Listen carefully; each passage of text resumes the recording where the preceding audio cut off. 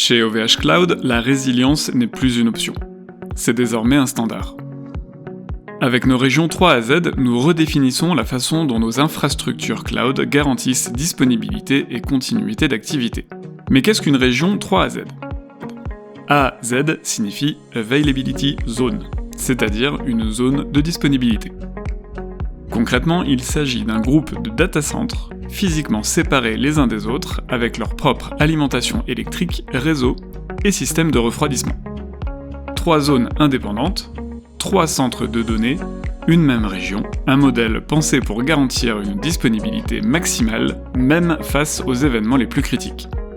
Dans cette vidéo, nous allons explorer le paradigme 3 à Z et introduirons les notions de zone de disponibilité, de résilience au domaine de panne et d'architecture de référence. Vous pourrez explorer tout cela plus en détail dans nos guides ou en contactant directement les équipes OVH Cloud. Vous êtes venu pour renforcer la résilience de votre architecture cloud ? Vous êtes au bon endroit. Pour illustrer tout ça, prenons l'exemple d'un réseau privé comprenant une gateway, 2 instances utilisant le même volume bloc régional, une lancée dans la zone A et l'autre lancée dans la zone B.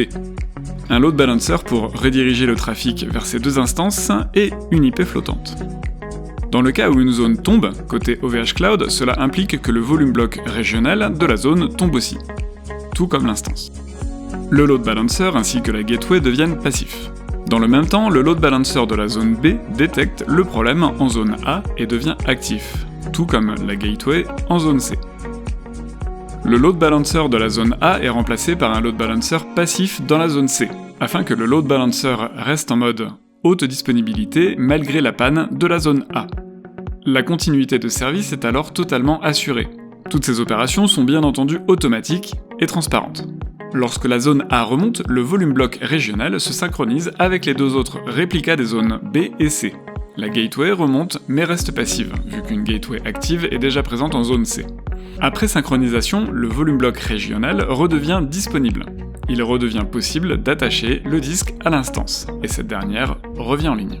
Si vous souhaitez obtenir de plus amples informations au sujet des régions 3 à Z, n'hésitez pas à nous contacter, ainsi qu'à consulter notre documentation en ligne.